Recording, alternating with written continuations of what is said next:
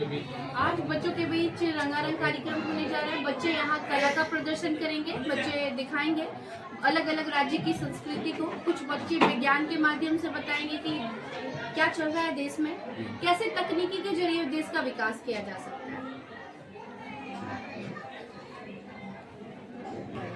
Ma'am, हमारे school में class nursery से क्लास 10 तक के बच्चे हैं, तो आज सारे बच्चे पार्टिसिपेट कर रहे हैं। क्या क्या थीम है? एक है थीम झांसी की रानी। इसमें लड़कियों को मोटिवेट किया जा रहा है, जैसे झांसी की रानी अपने राज्य के लिए ऐसा काम की थी, तो तुम भी अपने देश के लिए कुछ करो। ऐसा है। कुछ क्रिसमस सॉन्ग है, कुछ बच्चों के बॉलीवुड सॉन्ग है, कुछ बिहार के मिथिला गाना का एक विशेष प्रदर्शन है जो आप लोग भी देख के जाएं।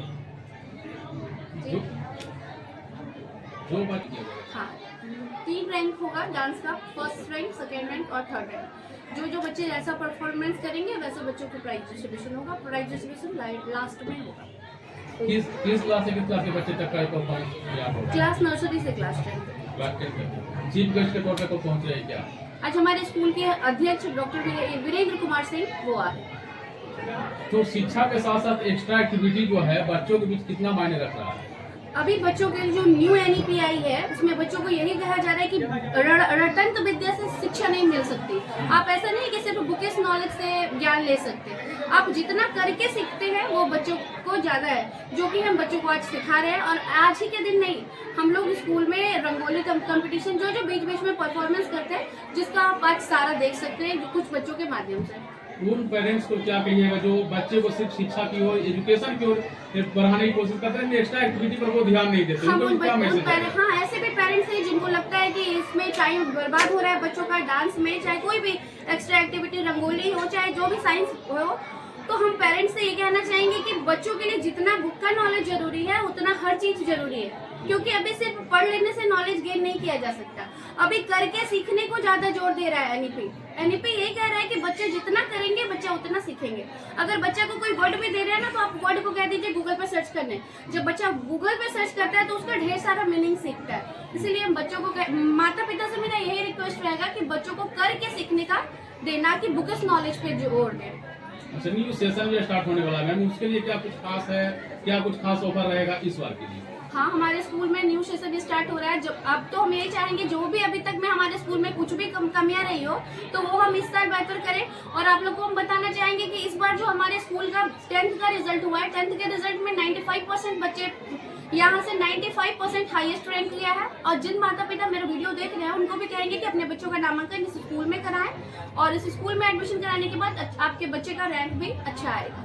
पीछे हर साल भी करवाते हैं आप एनुअल डे, इस बार भी करवा रही मना रही हैं, तो क्या कुछ? आज मेरे स्कूल का 20वां स्थापना दिवस है। अच्छा, 20वां स्थापना। हाँ, अब 19 साल से हम प्रत्येक साल 12 दिसंबर को ही एनुअल फंक्शन मनाते हैं। अब हर एक स्कूल के लिए अपना एक लकी डेट होता है।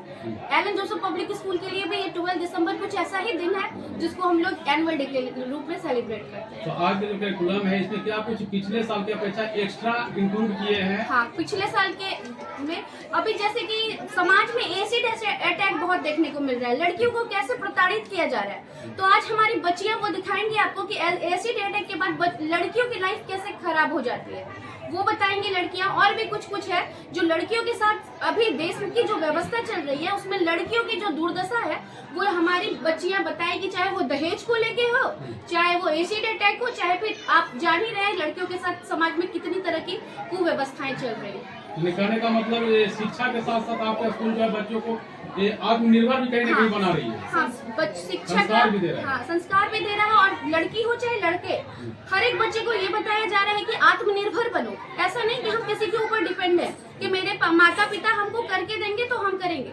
हम अपने इतना कह सकते हैं, हमारे स्कूल में इतने बच्चे कैपेबल है कि वो आत्मनिर्भर है, और अभी जितने हैं आगे जाके बहुत आत्मनिर्भर बनेंगे भी। मैडम, एक इम्पोर्टेंट क्वेश्चन, इसमें माता पिता का सबसे ज्यादा योगदान है। अगर बच्चे मोबाइल पे ज्यादा फोकस कर रहे हैं तो इसमें माता पिता का, हम ऐसा भी नहीं कहेंगे कि बच्चों को मोबाइल बिल्कुल ना दे।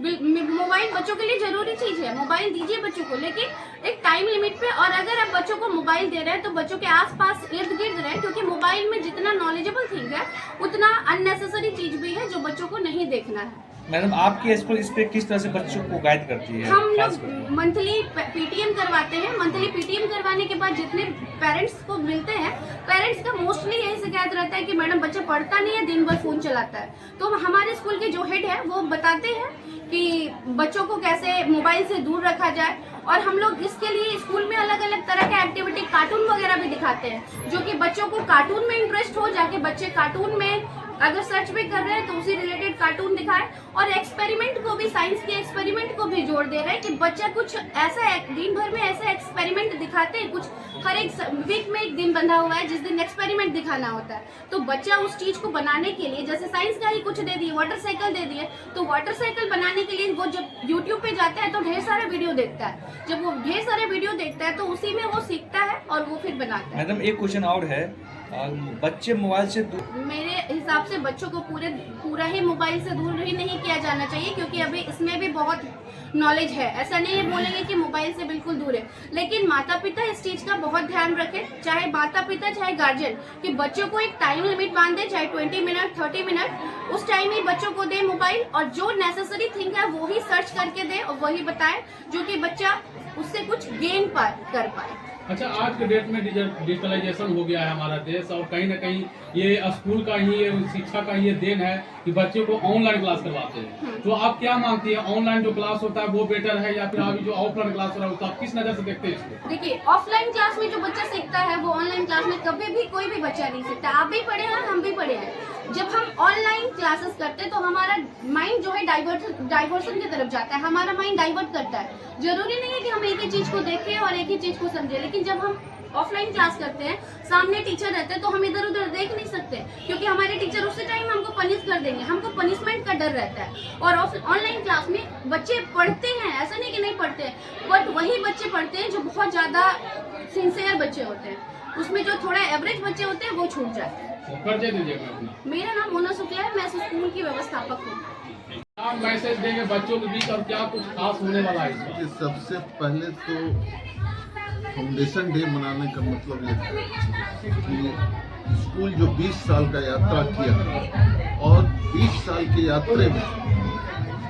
यात्रा का मतलब यह होता है किसी भी स्कूल का कि बच्चे हमारे कहाँ गए, बच्चे किस पद पर गए, कौन सा किस तरफ मुड़े। तो जो बच्चों को हमने सींचा है वो कहाँ कहाँ गए हैं उसको हम दिखाते हैं, उनको बताते हैं। बच्चे हमारे मेडिकल कॉलेज में हैं, इंजीनियरिंग कॉलेज में हैं, MBA में हैं, सब जगह हमारे बच्चे हैं। उनको हमने सींचा है, उनका हमने बेस किया है, उनका हमने रीढ़ दिया है। और इस स्थापना दिवस में ये 20 साल की यात्रा में हम यह पेरेंट्स को भी बताते हैं और शिक्षा के महत्व को बताते हैं कि शिक्षा कितना इम्पोर्टेंट है। चाहे वो एक सब्जी बेचने वाला हो या रोज काम करने वाला, एजुकेशन सबके लिए इम्पोर्टेंट है। और एजुकेशन ही किसी भी राष्ट्र को मजबूत बनाता है, और राष्ट्र कोई अलग नहीं है, हर व्यक्ति राष्ट्र का एक हिस्सा है। और हर व्यक्ति जब तक मजबूत नहीं होगा, कोई भी राष्ट्र मजबूत नहीं होगा। और भी इस दिशा में काम करें। कहीं ना कहीं सरकार की जो पहल है, सब पढ़ेगा सब पढ़ेगा। बिल्कुल बिल्कुल बिल्कुल, जब तक पढ़ेगा नहीं, समूचा समाज जो है कि अंतिम पौधान पर जो व्यक्ति खड़ा है उसको भी शिक्षा से जोड़ना होगा, उसको ऊपर लाना होगा, और तभी राष्ट्र विकास करेगा। बिना आधे उसको छोड़कर राष्ट्र का विकास का कल्पना संभव नहीं है। और भी कुछ आपको? सर अनिल कुमार है, प्राचार्य हूँ SDA कॉलेज कलेर। बच्चों के बीच, और आपके तरफ से क्या बच्चों के बीच योगदान रहा? हम लोग को इसका बहुत लंबे समय से इंतजार रहता है। 1 साल होता, फिर लगता है कब 12 दिसंबर का कि हम लोग फिर उस तरह का सांस्कृतिक कार्यक्रम बच्चों के द्वारा प्रस्तुत करवाएं और बच्चों को प्रोत्साहित करें कि कैसे वो कर सकते हैं। सिर्फ पढ़ाई नहीं जरूरी है, पढ़ाई के साथ एक्स्ट्रा एक्टिविटी भी जरूरी है, और बच्चे उसमें अपना अधिक से अधिक योगदान देने की कोशिश करते हैं। मैडम किस तरह से बच्चों को गाइड करती है आप? हम लोग बच्चे को गाइड करते हैं, बच्चों को डांस सिखवाते हैं, बच्चों को सॉन्ग देते हैं किस तरह से करो।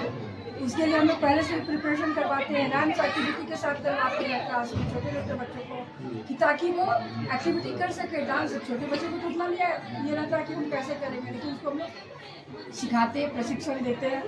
आपको बता दीजिए अपना। मेरा नाम अलका सिन्हा है। आप भी मानती हैं कि एक्स्ट्रा एक्टिविटी जो है बच्चों के बीच खास मायने रख रहा है बच्चों के लिए? मैडम छोटे छोटे डेवलपमेंट के लिए बहुत ही जरूरी चीज होता है एक्स्ट्रा एक्टिविटीज। छोटे स्कूल छोटे में आप क्या बच्चे पढ़ाती हैं मैम? सर मैं छोटे ये प्राइमरी क्लास की टीचर हूँ, यूकेजी क्लास में। Hindi, English, math and science subject है मेरा। क्या नाम हुआ आपका? मैम सर मेरा नाम रीतू वर्मा हुआ। आप क्या कुछ कहेंगे आज के एनुअल डे को लेकर? क्या तैयारी आपके तरफ से? हमारे तरफ से हमारे बच्चों ने हमारे स्कूल के लिए अभी अपने जो प्रोग्राम स्टार्ट हुई है हमारे यहाँ जो अभी होने वाली है उसमें हमारे बच्चों ने बहुत ही मेहनत की है, जो कि अभी आप देखेंगे ही। मैडम छोटे छोटे बच्चे भी हैं आपके स्कूल के में, और जी, कैसे आप स्कूल में आप उन लोगों को भेद करते होंगे? बच्चे आप लोग छोटे छोटे बच्चे आपने देखा जा रहा है, उन लोग कैसे आप लोग भेद करते होंगे आप? उसको हम लोग बहुत ऐसे एक्टिविटीज सिखाते हैं, उसको टॉयज देते हैं, उसको कलर बुक दिखाते हैं कि इसमें देखो ऐसे करना है, देखो इसमें बच्चे कार्टून दिखाते हैं और बच्चे उसको देखकर सीखते हैं।